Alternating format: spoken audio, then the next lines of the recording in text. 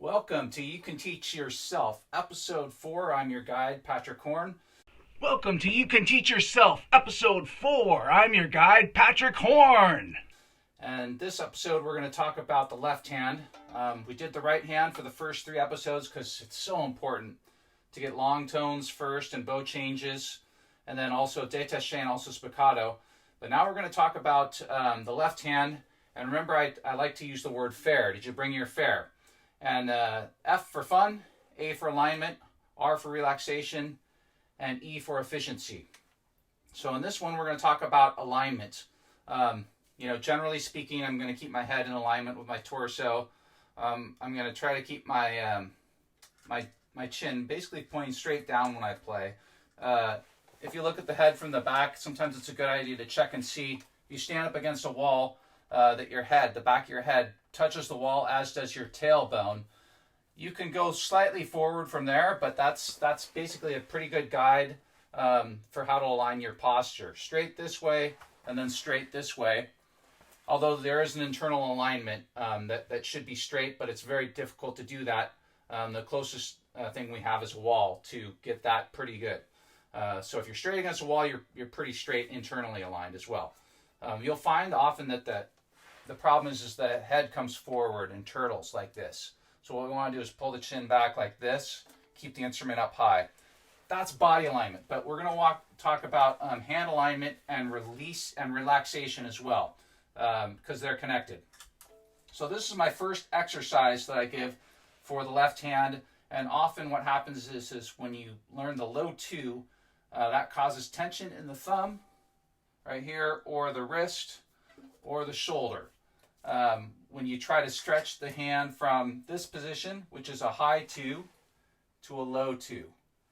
So I'm going to start on 4th finger. I find it more successful to actually reach back from the 4th finger to extend the hand rather than start from 1 and extend up to 4. You can do it both ways, but since the pinky is weaker, we're going to start with that and work back from there. The main principle of alignment here is often we look at the hand from this side, right? You often see the fingers from this side. We're going to look at it from this side, and the reason being is that I'm just going to show you really close on the camera. See the tendons here in the hands right here? These tendons, for the most part, you want them to go straight into the finger. Now what you're going to find on violin is that often these are going to shift forward like this, especially that 1st finger. And when you get this angle here, you're out of alignment. Of course, there's a field of play. It doesn't have to always be perfectly aligned, but if it is, your hand's going to be very healthy, and also the fingers will have their own space to drop from. And also that has the benefit of being able to reach larger stretches, like tenths or something, if your 1 is back like this. So we're going to watch it from this angle when we do this exercise. I'm going to start on D and do it on G, but do it on all 4 strings. So we start with the 4. Here we are. All right, so let's see. There's the 4. The 4 is the one that has the most tendency to lean forward, just because it's shorter. I've been working on getting it a little straighter over the years, and I'm still doing it kind of like this as opposed to kind of like this. If you're looking at the tendon here,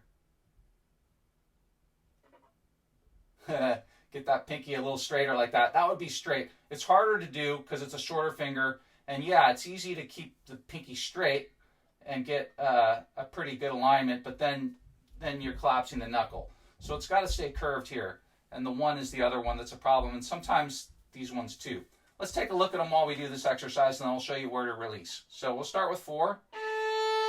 Go back to 1, low 2, and the 3, and 4.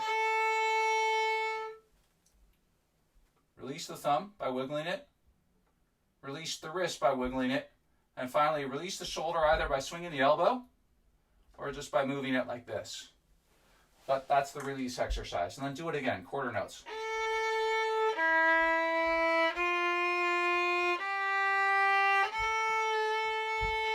Sorry, that wasn't so great in tune. Thumb, wrist, shoulder. Then you can try slurs.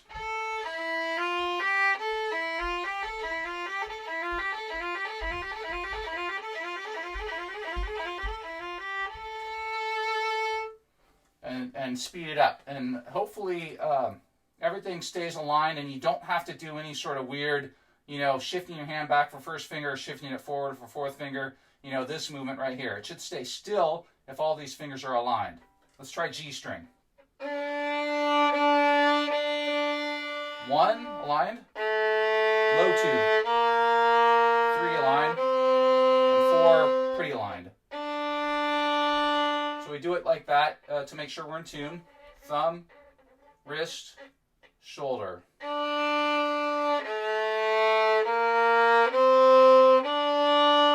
Release the thumb, the wrist, and the shoulder, and slur.